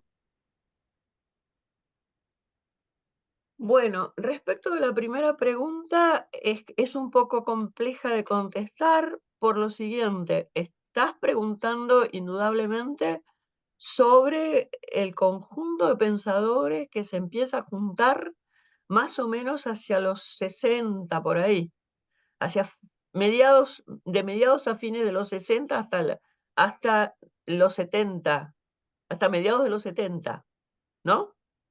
Bueno, ahí hay unas tramas bastante complejas para tratar diríamos, desarmar, que tienen que ver con tradiciones desde distintos lugares. Es decir, por un lado, efectivamente, hay un grupo de gente que tiene que ver con un pensamiento, yo no lo llamaría netamente peronista, lo llamaría con un pensamiento nacional y popular. Es decir, hay que ver bien cuál es la producción esa enorme que se da de fines de los 50, incluso a veces un poco antes, hasta los 70, en filosofía y en ensayo político, porque esa producción es muy importante, tiene redes de circulación diferentes, revistas diferentes, etc. Por el otro lado, está también el tema de las distintas formas de marxismo que se dieron entre nosotros. Ese es otro tema a investigar, porque en el grupo de la filosofía de la liberación inicial hay poca gente que viene del marxismo, al revés de lo que pasa en la teología de la liberación. Y entonces allí, bueno, habría que investigar unas cuantas cosas. Además, tenemos el gran problema de los exilios, de la división que se produce con la misma división del peronismo a mediados de los 70. Bueno, hay muchos temas para tratar allí. Temas con los que uno trata de ir cerrando las cuentas que quedan abiertas, pero que no son fáciles. Eso por un lado. Por el otro lado, vamos a la otra parte de la pregunta, que sí me parece de enorme contenido práctico para nosotros. Miren, yo estuve en España por razones que ustedes podrán comprender, a partir del 77. Allí pude hacer mi doctorado, gracias a la generosidad de los españoles, y me relacioné con una cantidad de gente que hoy es toda gente muy conocida y que la citamos en nuestras bibliografías, ¿no? Por ejemplo, qué sé yo, Adela Cortina, Victoria Camps, bueno, toda esa gente. Bueno, ellos en ese momento, y eso lo sé de ellos directamente, hicieron como una especie de juramento, que fue el de citarse mutuamente. ¿Por qué? Porque se querían europeos. Y como se querían europeos, tenían que jugar de la misma manera que los otros. Entonces, si ustedes toman un texto inglés, va a citar solo a ingleses y de casualidad un norteamericano, pero en general no cita alemanes, no cita franceses, etc. Salvo que sea un tipo que se dedicó a estudiar Foucault, por ejemplo, ¿no? Bueno, y así sucesivamente. Ellos hicieron eso porque ellos se dieron cuenta de que la única forma en que iban a poder terciar en ese mundo era citándose mutuamente. Bueno, eso a nosotros no nos pasa. A mí me han dicho muchas veces, vos citás a mucha gente de Argentina y de América Latina, pero claro, ¿cómo no la voy a citar? Me estoy liquidando a mí misma si no la cito. Realmente. ¿Cómo no voy a poner en valor el pensamiento de quien está al lado mío? Y tenemos problemas serios, por ejemplo, ¿cómo gallo yo en Buenos Aires para conseguir un libro de Colombia? Le tengo que decir a un amigo, por favor, mandame el PDF y te prometo que no lo hago circular. Es tremendo ese tema, la poca circulación que nosotros tenemos. Tengo que tomarme buquebús para comprarme un libro en Uruguay. ¿Qué pasa con eso? Por favor, eso es tremendo. ¿Cómo no lo podemos solucionar realmente? Tenemos muy poco contacto entre nosotras y nosotros. Sabemos muy poco de las genealogías y de las historias y de las memorias de los otros. Eso se tiene que acabar. Si no, la filosofía de la liberación y la filosofía intercultural son imposibles. No podemos vivir en el cuadradito donde entran nuestros pies, realmente. Agradezco muchísimo esa pregunta, porque realmente lo vivo, por lo menos desde que tuve esa experiencia, ya también bastante lejana, lo vivo como un padecimiento particular, no porque no me citen a mí, sino esto que está pasando. Claro, que hay una gran responsabilidad aquí, que es la de las mismas instituciones, porque si un doctorando mío en el CONICET o en la universidad no presenta un trabajo en el que muestre su experticia en determinados temas, determinados autores y determinados idiomas, y no va a tener la beca, bueno, ahora no va a tener nada, ¿no? Con mi ley es otro tema, pero digo, en épocas normales, no va a tener la beca, no va a acceder al puesto universitario, no le van a publicar, etc. Esto es todo un problema. Es decir, mientras no tengamos personas con la cabeza abierta para las evaluaciones, eso va a seguir pasando. Pero tenemos que insistir y tenemos que citarnos. Si ustedes se fijan, en mi exposición está bien en la filosofía de la liberación argentina, pero yo traté de citar una cantidad de trabajos y de cosas de producción cercana, realmente. Porque es lo que necesitamos. No es para hacernos una propaganda fácil, sino porque son nuestras compañeras y compañeros de comunidad de liberación. Uso la expresión del propio Dussel, que Dussel hizo eso. Ustedes recuerden, por ejemplo, ese gran texto que es el tercer volumen de la filosofía política. Es un texto en diálogo. Es importante ese texto, pero no es de Dussel. Es un texto en diálogo. Bueno, tenemos que aprender a hacer eso. Y en diálogo que no sea solamente, ahora que tenemos las posibilidades de Internet, que no sea solamente con el grupo chiquito con el que trabajamos siempre, sino que se amplíe realmente. Así que muchas gracias por la pregunta.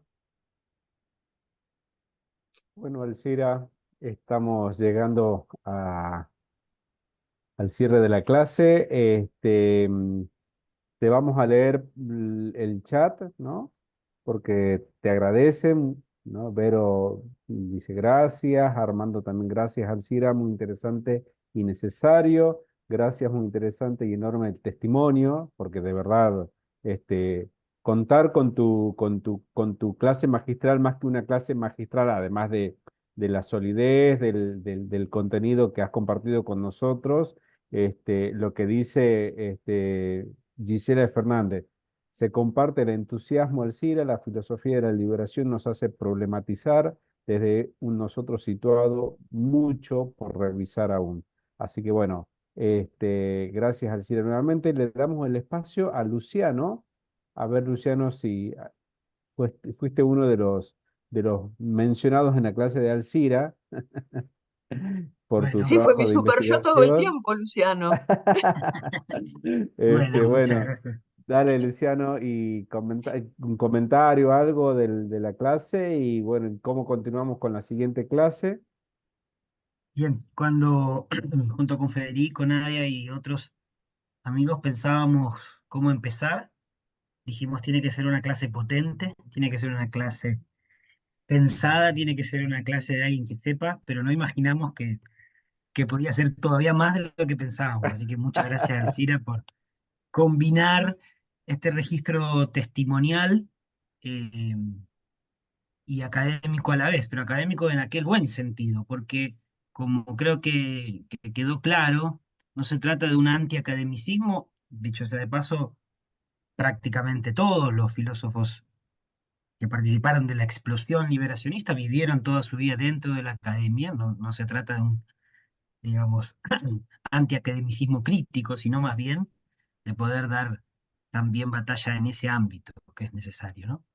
En lo personal, cuando logre acomodar mis 3 hojas de apuntes, seguramente te haré llegar por correo electrónico algunas preguntas que me parece que ahora por horario no podemos.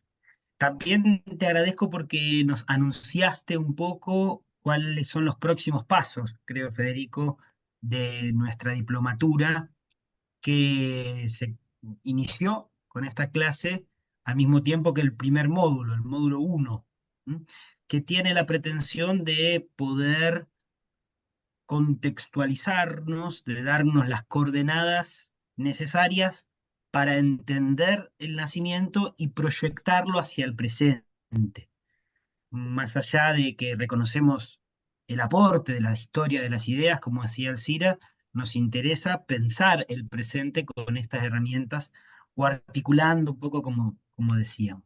El próximo lunes, entonces, en la segunda clase, el profesor Luis Díaz, que viene de estudios históricos, nos va a proponer algunas claves justamente de la década del 50 y el 60, tanto a escala nacional como a escala regional, para entender aún más la complejidad de este proceso del que Alcira ya nos presentó algunas hipótesis de lecturas generalmente simples, ¿no? Herencia o ecos del 68 en América Latina y demás, ¿no?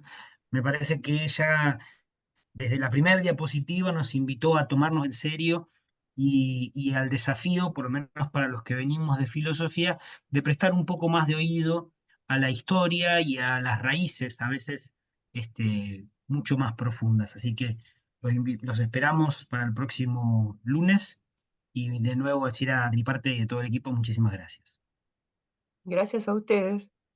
Bueno, entonces damos por finalizada la clase. Un aplauso para Alcira. Y bueno, nuevamente, Alcira, gracias por tu generosidad. Siempre que hemos acudido a vos, nos respondés con la misma generosidad digna de una maestra que está a la altura de los tiempos que hoy necesitamos. Así que tu testimonio es valiosísimo para nosotros que pretendemos continuar con esta tarea, con esta noble y grandiosa tarea que desde hace generaciones vienen realizando ustedes. Así que este aplauso y reconocimiento es para vos, Alcira, y te Bueno, queremos. muchas gracias, muchas gracias. Los quiero mucho, que estén muy bien y si me dejan, el lunes a lo mejor me puedo colar para escuchar la Por clase, porque me va a Obvio, por interesar supuesto. sobremanera. Nos vemos Gracias, el lunes Gracias, entonces. Alcira. que estén bien. Muy Un bien, abrazo. en la Gracias. semana van a tener contacto ya desde mañana capaz con Silvia, para empezar el proceso de acompañamiento durante toda la semana y llegar bien filosos y filosas para el día lunes con la segunda clase, ¿sí? Así que nos vemos la próxima semana. Gracias. Una sola cosita, yo Sí, les mando la clase escrita mañana y si Silvia quiere le pasa mi correo electrónico si perfecto, Perfecto. Alcira. necesita algo. ¿Sabes qué nos olvidamos de decir? El aviso de la clase de Asofi, que lo dijiste antes de que quede grabado. Ah, Bueno, ¿Podés si lo puedes repetir? repetir entonces. Claro. ¿Podés bueno. repetir, Alcira, la clase de Asofi, cómo era?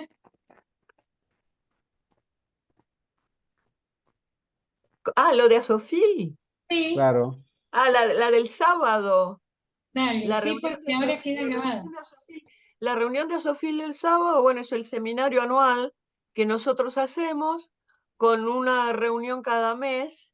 Y en este sábado próximo, una de las personas invitadas es Eduardo Escarano, que va a hablar sobre la crítica epistemológica al neoliberalismo. Después tenemos a otras dos personas, que son Mónica Caballero y Graciela Grillo, pero que ellas van a hablar de un tema de estética, que ahora no recuerdo bien el nombre, sinceramente lo digo, pero que además son las dos súper capaces. Mónica viene de la filosofía y Graciela es grabadora y pintora, así que puede ser también un dúo muy interesante. Pero a las 10:30 de la mañana yo después les mando la dirección para que puedan entrar y lo que les pido es, quienes quieren participar, bueno, pueden hacerlo además personalmente. Si quieren, se van a Sofil, yo les mando bien la dirección, está ahí en 11, funcionamos en el sindicato de docentes privados, pero me tienen que dar el nombre para que la persona que está en la puerta los deje entrar. Claro. Y si no, también le tengo que pasar a quien hace el control del Zoom, también el nombre de quienes quieran intervenir. Pero esto se los envío mañana y ahora no puedo porque viene un amigo muy querido a cenar, así que me tengo que dedicar a pensar en otros temas, también de filosofía de la liberación, pero vinculados con el ámbito de pueblos originarios de Brasil. Así que me voy para otra latitud. Bueno, pero mañana les mando Muchísimas todo. gracias. Listo. Muchas Chao. gracias. Que Hasta el estén lunes bien. entonces. Hasta el sábado para que Hasta nos el encontremos en sábado el y hasta el seminario. lunes. Listo. Gracias. Chao Perfecto. compañeros, chao Adiós, compañeras. adiós, gracias. Chao, chao.